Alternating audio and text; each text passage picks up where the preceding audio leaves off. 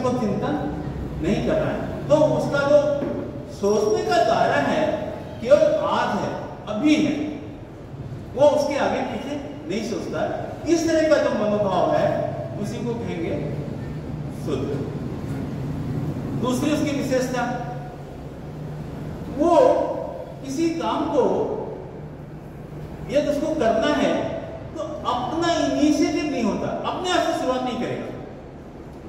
कोई बोलेगा तो काम कर देगा, यदि कोई नहीं बोल रहा है तो वो अपने आप में उसको कोई मतलब नहीं है।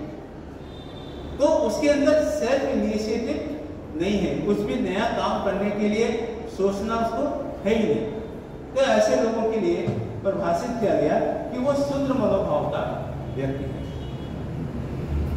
हम अपने जीवन काल में देखते हैं कि बहुत ऐसा समय आता है जब हमारा भी मनोभाव यही होता है, हम भी शुद्ध व्यवहार करते हैं, हम किसी और के लिए चिंता नहीं करते, हम केवल अपने परिवार और अपने लिए चिंता कर रहे हैं, हम अपने लिए खा रहे हैं, पी रहे हैं, सो रहे हैं।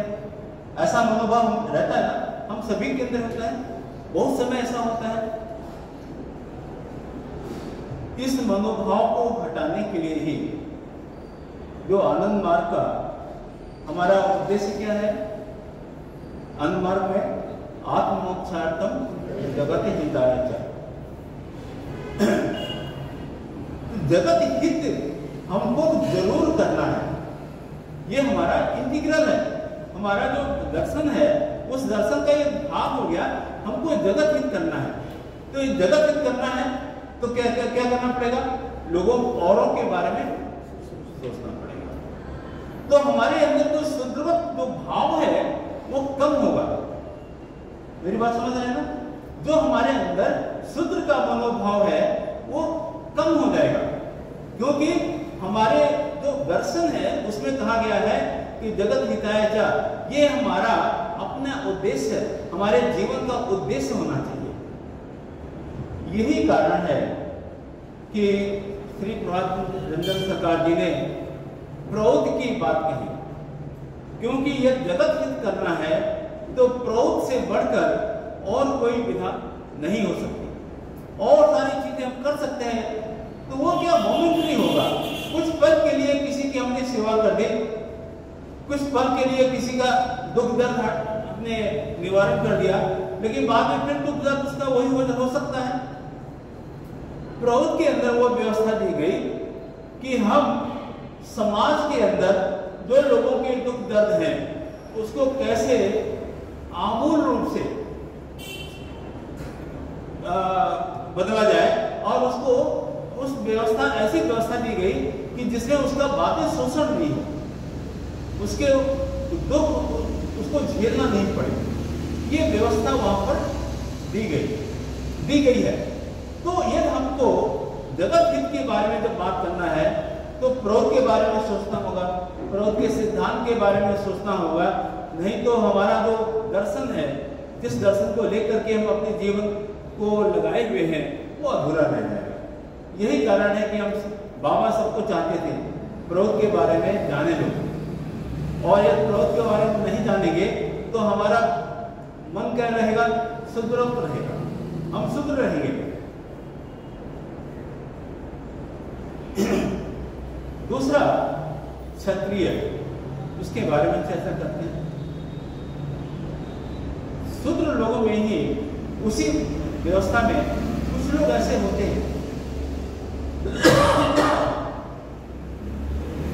उनके अंदर वो क्षमता होती है, वो दूसरों से काम करवाएंगे, दूसरों से काम करेंगे, कमांड करेंगे दूसरों के ऊपर, दूसरों को निर्देश देंगे कि भाई ऐसा काम करो, ऐसा काम करो, ऐसा करने से ये होगा, उसको भय भी दिखा सकते हैं।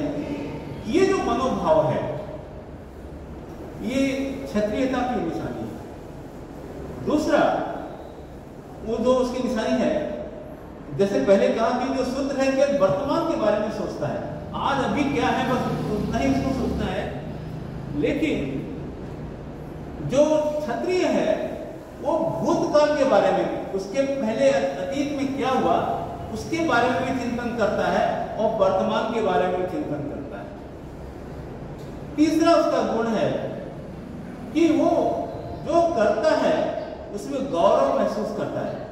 जैसे हमने किसी को बोला या उसको दबाव डाला और उसने वो काम कर दिया, फिर उसके अंदर थोड़ा प्राइड की फीलिंग पैदा होती है। ये क्षत्रियता की निशानी है। ऐसे लोग समाज में जो शूद्रवत लोग हैं उनके ऊपर कमांड करना शुरू कर देते हैं। और शूद्र के क्या निशानी है? वो अपने मन से काम नहीं करेगा। तो जो क्षत्रिय जो होगा वो उनसे काम करवाएगा। किस लिए करवाएगा? अपने ऐश्वर्य के लिए, अपने गरिमा बढ़ाने के लिए, अपने को ऊंचा बनाने के लिए, दिखाने के लिए ऐसा वो काम करता रहेगा। तो ऐसे जो लोग हो गए उन्हीं को हम क्षत्रिय कहते हैं। और ऐसा देखा गया है, ये जरूरी नहीं कि आदमी हमेशा हर पल के लिए क्षत्रिय होगा, ऐसा नहीं है। कभी कभी देखा गया, मान लीजिए हम लोग सड़क पर चल रहे हैं, दो आदमी लड़ रहे हैं, तो 90% लोग तमाशा देखना शुरू कर देते हैं, दूर से देख रहे हैं क्या हो रहा है। लेकिन कोई उनमें से एक ऐसा आदमी निकलता है, वो आकर के रिस्क लेता है, जोखिम लेता है और दोनों कहता है झगड़ा मत करो, हटो हटो, उन लोगों का झगड़ा हटाएगा। या वो देखता है कि जो निर्बल को कोई आदमी मार रहा है तो उसका वो साथ देना शुरू कर देता है। तो क्या हो गया? उसके क्षत्रियता की मनोभावना जग गई। एक वातावरण देखा, एक अनुकूल वातावरण मिला उसको, और वहां पर उसकी क्षत्रियता की भावना जग गई। तो ये कभी भी किसी के अंदर भी ऐसी भावना जग सकती है। कभी कभी हम उदासीन रहते हैं, कोई झगड़ा हो रहा है, कुछ हो रहा है, हमको क्या मतलब है, लेकिन कभी कभी ऐसा मनोभाव जग हो जाता है। तो क्या है, हमारे ही अंदर हम शूद्र भी हैं, क्षत्रिय भी हैं, विप्र भी हैं, वैश्य भी हैं। ये सारे गुण हमारे अंदर हैं, लेकिन कभी कभी किसी किसी वातावरण में आकर के हम विपरीत ज्यादा हो जाते हैं, या क्षत्रिय ज्यादा हो जाते हैं, या हम शूद्र ज्यादा बन जाते हैं, या हम वैश्य बन जाएंगे। तो हमें इस बात का ज्ञान होना चाहिए कि ये जो जातिगत व्यवस्था जो हिंदू समाज में चल रही है या अभी विद्यमान है, इसका कोई आधार नहीं है, क्योंकि हर मनुष्य में ये चारों गुण है। इसलिए आनंद मार्ग का जो दर्शन है, जो प्रौद्ध का दर्शन है, उस जात पात के अगर भेद है उसको मानकर नहीं चलता, और उसके अपने वैज्ञानिक कारण है। अब हम बात करते हैं विप्र की। विप्र जो है, जैसे कि पहले बोला, शूद्र तो केवल वर्तमान को देखता है, क्षत्रिय वर्तमान और भूत को देखता है, विप्र भविष्य को भी देखता है। तो उसके अंदर जो क्षमता है सोचने समझने की, भूत की भी है, वर्तमान की भी है, भविष्य के लिए चिंतन भी कर रहा है। वो नीति भी बनाएगा, वो आने वाले किसी घटना के, दुर्घटना के लिए अभी से सोचना शुरू कर देता है। ऐसा नहीं होगा। समाज में, प्रकृति में जब भी कोई विपदा आती है तो कुछ लोग है चिंतन करते हैं कि इस विपदा को कैसे निपटा जाए, और ऐसा लोगों ने पहले से किया है। और यही कारण है कि बहुत सारे नए नए इन्वेंशंस हुए। जैसे कि बोला गया, बाबा एक जगह लिख रहे हैं कि जो अमेरिका में जो माया सभ्यता थी, ये भारत से वहां गई थी, भारत से ये अमेरिका गई। वो पहलवी राजवंश था, पहलवी राजवंश था दक्षिण भारत का। वहां के लोग थे जो कि अमेरिका में गए और उन्होंने माया सभ्यता को, एक नया सभ्यता जो वहां पर पनपी फैली, उसको जन्म दिया। लेकिन वो सभ्यता और जो भारत की सभ्यता में अंतर कितना हो गया, उसका एग्जाम्पल दे रहे हैं बाबा यहाँ पर। वो ये बाबा कहते हैं, यहां पर बाद में चक्के का निर्माण हुआ, किसका? सर्किल। चक्का, चक्के का निर्माण हुआ। ये निर्माण मायन सभ्यता ने नहीं कर पाया। जो माया की सभ्यता थी वो चक्के का निर्माण नहीं कर पाई। यहाँ पर यहाँ के लोगों ने तो क्या हो गया, जो चलने फिरने की सुविधा, बैलगाड़ी की सुविधा, रथ की सुविधा यहाँ पर हो गई। तो क्या हो गया, यातायात सुगम हो गया, नए नए प्रकार के इन्वेंशन हुए उसी से रिलेटेड। तो यहाँ की सभ्यता बहुत पनपी, मायन सभ्यता स्टेगनेंट रह गई। तो बाबा उसका एग्जाम्पल दे रहे हैं। तो ये जो नई नई जो चीज इन्वेंशन कर रहे होंगे, किसने किया होगा? विप्र लोगों ने किया होगा। किसने किया होगा? विप्र, जो विप्र मानसिकता है, क्योंकि वो क्या फ्यूचर के बारे में भी सोचते हैं। कोई विपदा आ गई, इस विपदा से कैसे निपटा जाए उसके बारे में भी उनके अंदर चिंतन है। एक और मनोभाव है, वो मनुष्य, हर मनुष्य के अंदर है कि हम चाहते हैं कि जो भी संसाधन है मेरे पास हो, मेरा होना चाहिए, सब कुछ मेरा होना चाहिए, ये भी मेरा हो, वो भी मेरा, मेरे कंट्रोल में। इस तरह का जो मनोभाव है, यही मनोभाव वैश्य का, वो हर एक चीज के ऊपर अपना कंट्रोल चाहता है। तो हमने शूद्र के बारे में चर्चा किया, क्षत्रिय के बारे में किया, विप्र के बारे में किया और शूद्र के बारे में कर रहे हैं।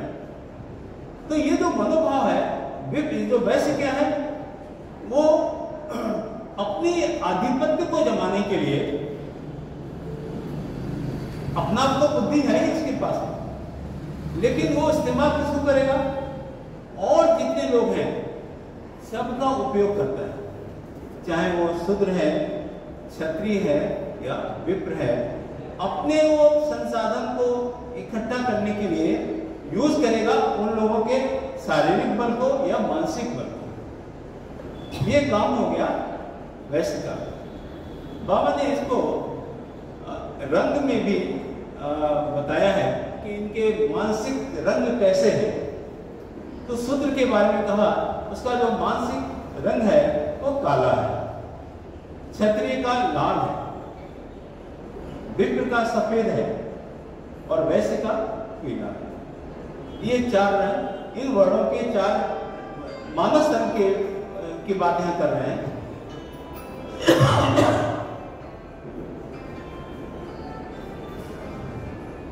उस मानस रंग के कलर की वो बात कर रहे हैं कि ये जो चार रंग है, ये चार वर्णों को, वर्ण मतलब रंग ही होता है, वर्ण का मतलब तो रंग ही होता है, और वर्ण को हम लोग जाति से इसको संबोधित करना शुरू कर देते हैं। तो ये जो व्यवस्था है, ये हम इनको क्यों समझ रहे हैं? ये हमको समझने में आसानी होगी कि आज की जो पूंजीवादी व्यवस्था है ये क्या है।